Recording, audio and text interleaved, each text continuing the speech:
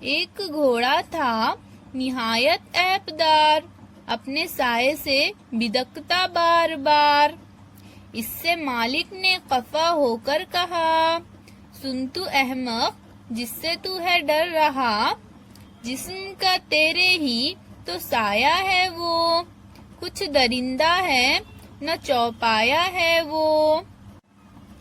جسم رکھتا ہے نہ اس کے جان ہے، تو بڑا ڈرپوک اور نادان ہے۔ یوں دیا گھوڑے نے مالک کو جواب، سچ کہا یہ آپ نے لیکن جناب، آدمی سے بڑھ کے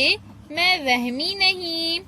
انہوئی باتوں کا ہے جس کو یقین،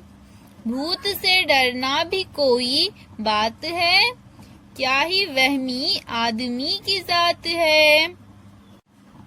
سایہ تو